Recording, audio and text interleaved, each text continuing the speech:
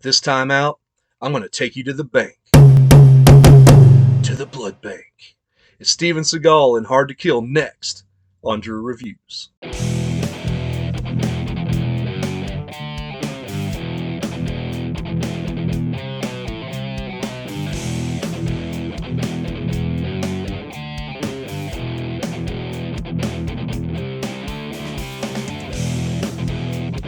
Welcome back to the channel. I'm your host, Andrew, and today we're going to talk about a fun movie, man. This is 1990's Hard to Kill, starring Steven Seagal and his wife at the time, Kelly LeBrock. You know, a few months ago, I did a video on my favorite movies of 1990, and this was an honorable mention. But after watching it recently, it's in danger of taking that number 5 spot from, I believe at the time I said Darkman was my 5th favorite movie of 90. This is really close. So just real briefly, the plot of Hard to Kill. You've got Steven Seagal starring as Mason Storm, and which is just an unbelievably ludicrous name. And he's a detective for the LAPD, and he's listening to this guy Cabrizi because he's been offing some people. And of course, he's in this alley with this guy, and Storm can't figure out who he is. He knocks some stuff over, and the guys go chasing after him. Eventually his wife gets killed. He gets put in a coma for 7 years. He wakes up after this 7-year coma. And of course, he has to get back into fighting shape. And he goes to take his revenge. And that's basically the plot of Hard to Kill in a nutshell. I can tell you right away what I like about this movie. It is very Western at its core. Local lawman gunned down by the bad guys that kill his family. And, he has to fight his way back and take his revenge. And, it is a modern day Western, as silly as that sounds. Performance-wise, I really like Steven Seagal as Mason Storm. He was in peak Seagal form right about this time, from now until about 94, 95. What I like about this is usually Steven Seagal, when he has a fight, a lot of his final fights, you build up to him and that last bad guy, and he might get hit once. It's just as ludicrous as that sounds. In The Glimmer Man, he gets hit once because he tells the guy, hit me with your best shot. It's ridiculous. But in this movie, he actually has some vulnerability. He gets shot like 4 times with a shotgun at pretty close range, and he's in a coma for 7 years. Finally wakes up, and he has to work his way back. It's not easy for him, and I like that about this character. He shows vulnerability in this role. There's a lot of sympathy there for him, which you can't say about a lot of his other roles, like The Glimmer Man. Kelly LeBrock's okay. There's only one real cringe scene, and that's when she pulls the kitten out of her top and asks him if he wants a little. While he's sitting there in a coma. But she doesn't bring the movie down for me. My second favorite performance in the movie is probably from his best friend, who was his superior, O'Malley, played by Frederick Coffin. Storm can't trust anybody besides Andy, played by Kelly LeBrock.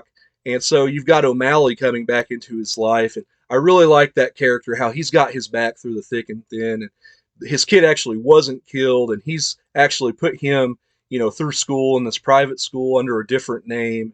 I just like that he could depend on that character. The bad guys in this movie are great. You've got Senator Trent, played by the great William Sadler. He was actually Death in Bill and Ted, and later this year he was in Die Hard 2. Just a great bad guy. I like him in just about everything. And then you've got his henchman Axel, and I like him for the most part. There are some goofy scenes in this movie. They're goofy, but I like them at the same time, where after Storm's awoken from a coma, Andy calls the police department and tells him, hey, I've got a John Doe here, and I was told if he's ever revived, to get a hold of you guys. So they send the bad guys over to get rid of him, because he could testify against Senator Trent, who's on that tape that he took in 1983. So there's just this hilarious scene where Axel's chasing him around the hospital with a gun, and he's in this hospital bed with a mop handle going down elevators. The guy can't get to him. It's just great. I like the hideout that Andy takes him to in the second act of the movie, where he can go and just recoup. And, his muscles have been atrophied from laying in a bed so long, so he can work his strength back up. I felt like he needed this safe haven to go to in this movie. Eventually, O'Malley gets back with Storm and lets him know about his son, and gets him back together with Sonny.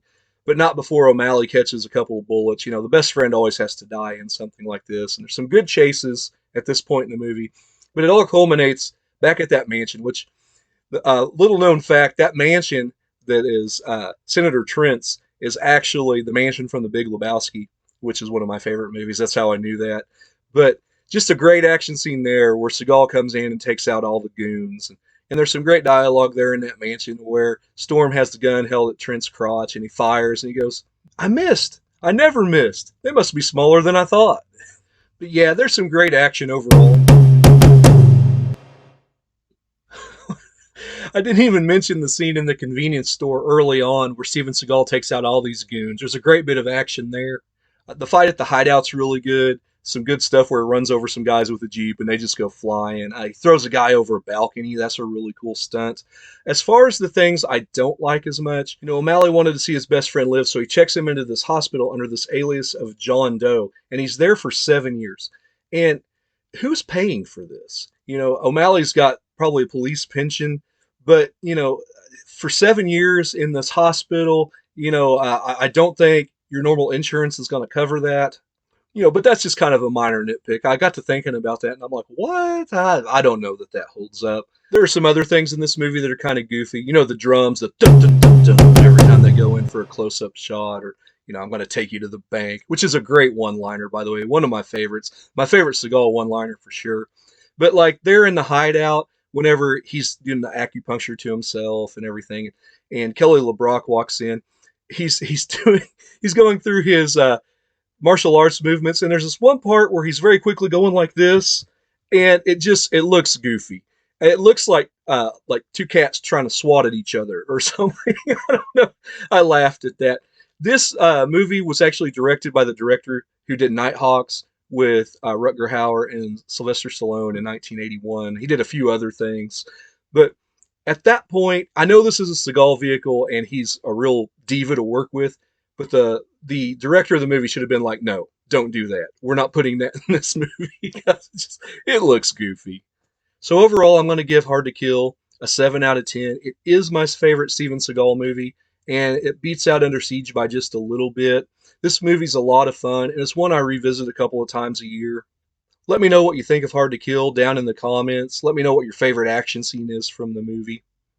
So guys, I'd like to thank you for taking the time to watch this video. It's always great when I get to talk about martial arts stars like Steven Seagal and Jean-Claude Van Damme. If you'd like to see more of their movies, let me know down in the comments what you'd like to see. I love talking about those guys. Be sure to like and subscribe. And as always, I'm Andrew, and I'll see you down the line.